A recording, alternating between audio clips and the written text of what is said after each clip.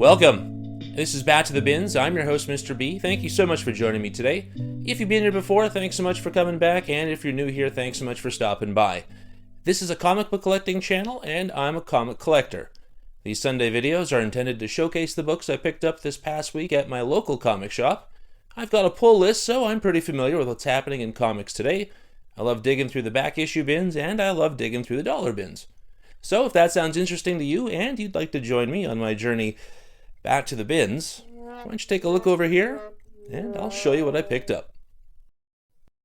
Alright, and like I said, these are the books I picked up this past week at my local comic shop, 204 Comics in Winnipeg. And as per usual, we start in alphabetical order, and that takes us to some back issues. That's right, the back issue bins. I had to take a look. These distribution issues, of course, we're all facing this. Diamond is having a heck of a time, and because of that, these pulls are pretty small these days, even though there should be more. So I got some incentive to go through the back issue bins and the dollar bins a little bit more this week and in the past weeks than usual. And so here we are with the Amazing Spider-Man issue 413 from May of 1996. This is a Mark Bagley cover, Tom DeFalco doing the writing. This is the first appearance of Garen Lewis.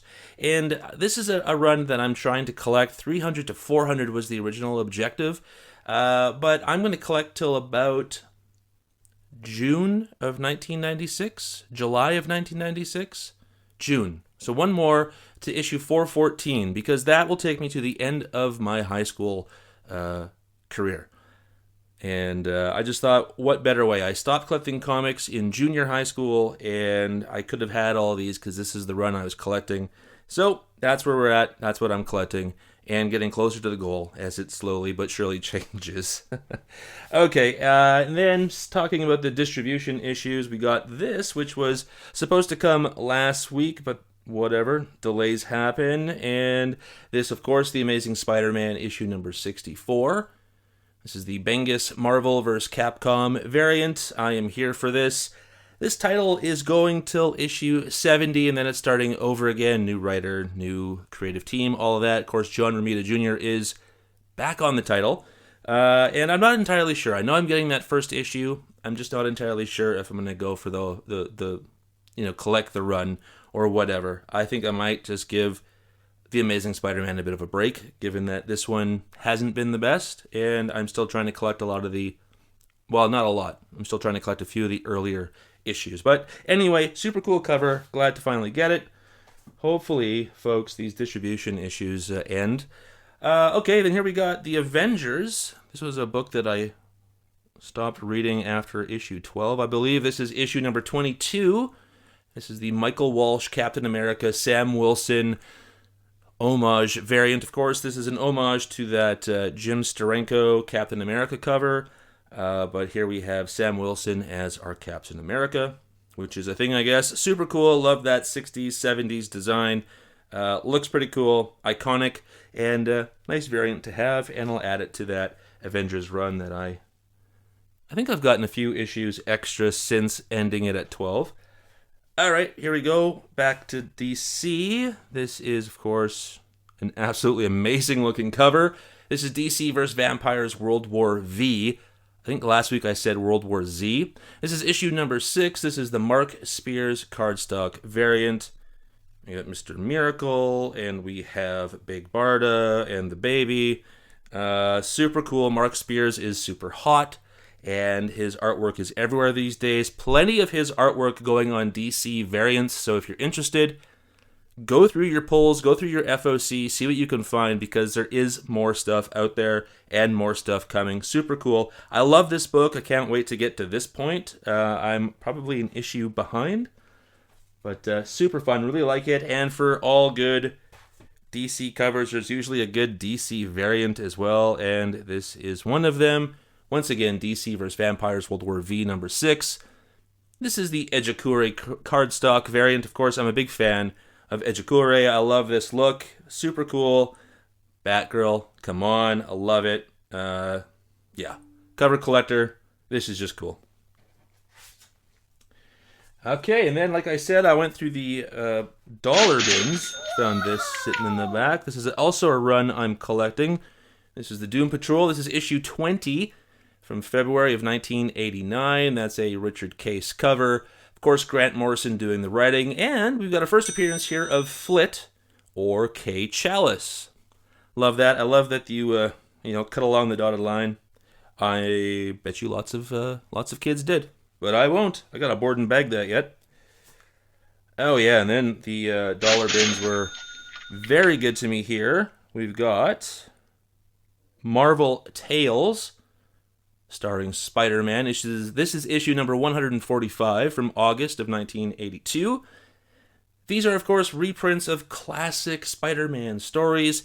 This is a reprint of issue number 8 from 1963 with the amazing artwork of the original Spider-Man artist Steve Ditko. Super cool. Of course, there was more of these Marvel Tales. This one right here, another great cover. I'm sure you can all tell which one this is. This is issue number 155 from May of 1983. This is a reproduction of, or reprinting of, issue number 17 from 1964. More artwork by the great Steve Ditko. I mean, what a cheap and easy way to get all of those great old school Spider-Man titles that are going to be hard and expensive to find. Right here we got issue number 158 of Marvel Tales, starring Spider-Man from August of 1983. This is a reprint of issue number 20 from 1964. Once again, more artwork by Steve Ditko. Super good. Nice scorpion cover there. And then we got this one out of the dollar bins. And I honestly think this only cost me 50 cents. Marvel Tales, starring Spider-Man, issue number 189 from March of 1986. Giving us a reprint of issue number 49 from 1967, featuring artwork by John Romita, who had taken over at issue number 39 when Steve Ditko left. Super cool to get these. I love that. Can't wait to board and bag those and to go through those great stories. All right, and then when I got to the comic shop, this was on the shelf. This was an impulse buy, a little bit of FOMO, etc., etc. You understand. This is Mark Spear's Monsters, issue number 1. This is the third printing. We got the Wolfman on a payphone. So, yeah, that's kind of cool. These books have been taking off. These Mark Spears covers have just gone through the roof in terms of collectability. And that's given me that FOMO. Plus, I just love great artwork. You all know that. I'm a cover collector. And there wasn't a lot of talk about those Mark Spears monster comics last year. I didn't hear a lot about it. And then when I saw them, I thought, well, yeah, they're super cool. But I don't know. Am I going to collect them? Maybe I'm not going to. And then, of course, everybody started talking about them, and then you want them. So I'd say when you see something that you like in the comic world, go for it, because eventually you're going to feel like you should have anyway. Maybe that's just me. Moving right along over to the indie stuff. One of my, I really wanted this to be one of my favorite books, but given how crappy it is in terms of getting to you, it's taken forever to get these, and it's so unfortunate. This is Moon Man number 6. This is a Stefano Simeon Virgin variant, and I love this Virgin variant. Moon Man is a super cool premise. Guy went to space, got superpowers, and is fighting the government that wants to control him and his powers because he got them while on a mission for the government. And it hasn't really gone far enough, and like I said, it's been so long between issues. This book is suffering because of that. I was really hoping big things for this. I'm going to keep going just out of sheer torture because I've gone this far already. But yeah, I don't know. I'm not even sure anymore if this is an ongoing or a limited series. Because if it's a limited series, it doesn't have much more to go, I'm sure of it. But if it's ongoing, it feels like it's going to take forever to get anywhere with it. At some point, I'm going to have to say goodbye to this title. But I have been loving a lot of these Moon Man covers. Okay, back over to the dollar bins, a title that I'm slowly but surely collecting out of the dollar bins. This is Nick Fury, Agent of S.H.I.E.L.D., issue number 9 from March of 1990. That is a Kim DeMulder cover. I mean, yeah, I love Nick Fury. That's just the way it is, and cool to find this. Great cover. I actually really think this is a cool cover. I've seen a guy on Instagram, I think it was Instagram, who will take all of the extra bits out and basically make you a virgin variant, or make a version of the cover. And I could just imagine all of this being taken out except for that middle section with Nick Fury on it. I think that would look super cool like that. But yeah, cool. All right, and then this was one I had got from the dollar bins again. I mean, this is an Archie Adventure Series book, and this is the original Shield issue number 4 from October of 1984. That's a Dick Ayers cover, and you know, I as soon as I saw this, I'm like, okay, this has got to be a World War II book. It may not be. I know the Shield is an old school superhero who probably goes back to that time, but this may be some sort of new universe where this is going on still. I don't know, but I can't say no to a great cover like this. And the fact that it's an Archie book just made me laugh. Fun stuff in those dollar bins. And in keeping with the dollar bins, another run I've been trying to collect because I really do think the character is super cool. This is the Spectre, issue number 26 from April of 1989. That's a Carl Kessel cover. Yeah, just a cool character. Trying to get this run so I can read it. Issue number 1 was great, but I've got some gaps, so it's hard to read the whole story. And these are books you can find in the dollar bins. I know the LCS has a bunch in the back issue bins as well. I think most of them I have, but this is still a great title that I know everybody seems to talk about, or maybe it's a little bit underrated too. And for me, the character just looks cool and seems cool. Oh yeah, then here we go. Back to some stuff that should have been in a while back. This is one of my favorite titles right now. This is, of course, Spider-Gwen, the Ghost Spider, issue number 9. This is a Mark Brooks A cover. Really like this book, a lot of fun. These Mark Brooks covers have been great. There's been a lot of great variant covers. This is a book that really checks off all the boxes for me, so I'm really happy to be reading this one.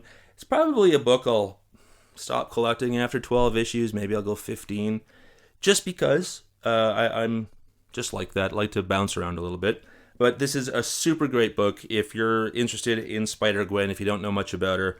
I think it's a good title to read. Super fun. She's cool. Another one of my favorite books with another strong female character. Here we've got Star Wars Ahsoka, issue number 7. That's a Phil Noto cover. I love this book. I think she's a super cool character. I told you when I first got this book that the show wasn't something I watched. I'm kind of aware of her character. I am a Star Wars fan, and I'm not some nose in the air Star Wars fan about, the other movies suck or anything. It's just that I kind of have petered out my movie watching and TV show watching as well, and so I didn't get up to date with all the Star Wars stuff. But this has been a fun book. Having fun with it, like the character. It's pew pew and magic light swords. It's a good time. Okay. Oh, and here's a book that was really interesting to me when I saw it on the FOC. This is coming out of Boom Studios. And this is When I Lay My Vengeance Upon Thee, issue number 1. That's an In-Hyuk Lee Boom Studios 20th anniversary variant. Love In-Hyuk Lee, love Boom Studios, love independent comics. This is about perhaps possession and exorcism. Looking forward to seeing where this goes. I think this is a limited series, so super cool, like that. And of course, When I Lay My Vengeance Upon Thee, I was 17 in 1994. I went and saw Pulp Fiction, and when I read that, all I can think of is Samuel Jackson. And I will strike down upon thee with great vengeance and furious anger. All right, and then back over to the dollar bins. We got this one, another run I'm collecting, so I don't have to buy all those expensive early issues. This is X-Men Classic issue number 50 from June of 1990. That's a Steve Little cover, and this is a reprint of Uncanny X-Men issue 146 from 1981. So yeah, again, this is much like the Marvel Tales, just reprints of classic X-Men titles, and there's actually a little bit more in these books as well. There's a little bit more story, I guess. Anyway, that's the last one, folks. So hopefully you enjoyed that. And how about you bin heads and me get back to the real world, shall we? Well, it was a great stack of books. Hopefully you enjoyed what you saw. And if you did, why don't you like, comment, and subscribe? It really helps to build the channel, and I'd love to develop a community of people who just really love comics. Thank you so much for joining me today. We'll see you next week. And until then, remember, comics are good.